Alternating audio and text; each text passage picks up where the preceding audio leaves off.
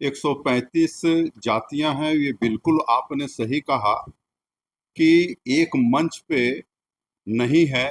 इसी का तो खामियाजा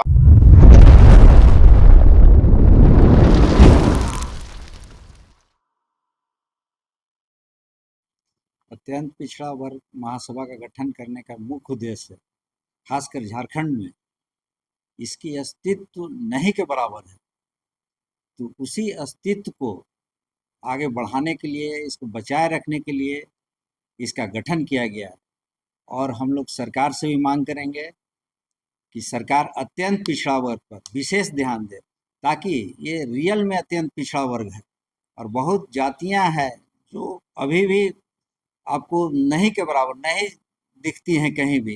कुछ जातियां ही हैं जो अत्यंत पिछड़ा वर्ग के नाम पे दिखती हैं, बाकी सब पीछे हैं। तो हम लोग कोशिश करेंगे कि इसमें मैक्सिमम 135 जातियों का जो लिस्ट है उस सभी जातियों को आगे मुख्य धारा में जोड़ने का काम करेंगे, ताकि इन जातियों का भी विकास हो सके। इसी उद्देश्य को देखते हुए हम लोगों ने झारखंड में अत्यंत पिछड़ा वर्ग महासभा का गठन करने का निर्णय लिया है। तो ये आरक्षण का प्रतिशत घटा है, क्या उसको बढ़ाने की मांग? हाँ, ये आरक्षण का प्रतिशत जब बिहार था तो 27% आरक्षण था, पिछड़ा वर्ग और अत्यंत पिछड़ा वर्ग दोनों मिला के। लेकिन जब झारखंड राज्य अलग हुआ तो बाबूलाल मरांडी जी मुख्यमंत्री थे, उन्होंने इसको सीधे घटाकर 14% कर दिया। जो दुर्भाग्य की बात है कि पिछड़ा वर्ग के साथ अन्याय हुआ और अत्यंत पिछड़ा वर्ग का और घटा दिया गया उसमें भी। तो हम लोगों ने अब निर्णय लिया है कि ज़रूरत पड़ेगा तो मान लीजिए कि सड़क पे भी आंदोलन करेंगे, ताकि अत्यंत पिछड़ा वर्ग के साथ अन्याय न हो सके। और सरकार से मांग करेंगे कि 27% आरक्षण दिया जाए पिछड़ा वर्ग और अत्यंत पिछड़ा वर्ग को। देखिए, सबसे पहले तो आप सब लोगों को यहाँ मुबारकबाद। प्रेस कॉन्फ्रेंस में, फिर प्रेस वार्ता में आप लोग आए हैं, तमाम बंधुओं को मुबारकबाद देना चाहते हैं। और चूंकि आज ये महासभा का गठन हुआ है, और ये महासभा केवल गठन नहीं हुआ है बल्कि सरकार की जो जिम्मेवारी है, सरकार की जिम्मेवारी को निर्वाह कराने के लिए हम लोग यहाँ पर उपस्थित हुए हैं। इसके लिए हम लोग संघर्ष करेंगे। और जैसा कि अभी हमारे अध्यक्ष जी ने कहा, माननीय उमेश जी ने, कि आने वाला समय में हम तमाम वैसे पसमानदा लोगों को इसमें हम लोग जोड़ने का काम करेंगे। और तमाम ऐसे लोग जो इस चीज़ से वंचित हैं, अपने अधिकार से वंचित हैं, अपने आरक्षण से वंचित हैं, उन तमाम लोगों को हम लोग अग्रणी स्थान पर लाने का काम करेंगे। और सरकार को, अगर सरकार नहीं मानेगा तो उसको हम लोग बाध्य कराने का काम करेंगे निश्चित रूप से।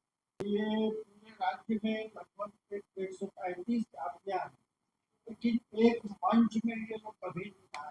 कैसे लोग एक मंच पे आए, एकजुटता कैसे आएगी? 135 जातियां हैं। ये बिल्कुल आपने सही कहा कि एक मंच पे नहीं है। इसी का तो खामियाजा झारखंड राज्य अलग होने के बाद अत्यंत पिछड़ी जातियां भुगत रही हैं। क्योंकि बिहार में जब हम थे, झारखंड जब बना नहीं था, तो बिहार में हमको 27% आरक्षण मिलता था। और राज्य गठन होने के बाद, झारखंड राज्य बनने के बाद में हमारा प्रतिशत 14% कर दिया गया। और इसके बाद भी अत्यंत पिछड़े वर्ग में कई एक जातियों का भी इसमें प्रवेश हुआ। लेकिन हमारा आरक्षण कम होने से इसकी विकास की गति जितनी तेज होनी चाहिए, वो गति भी रुक गई।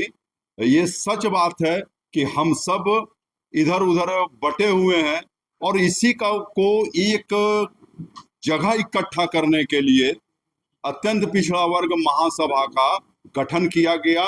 और इसको हम लोग एकदम जमीन पे उतारेंगे, और जमीन पे उतारने के बाद में ही आगे की जो लड़ाई होगी ये आप सब कोई के सामने हो। क्या सिर्फ आरक्षण ही मेन मुद्दा है? इसमें बहुत तरह की मुद्दा है, शिक्षा है, रोजगार है, बहुत तरह का विषय है। सिर्फ आरक्षण को लेके नहीं, शिक्षा के क्षेत्र में भी हम पिछड़ते चले जा रहे हैं।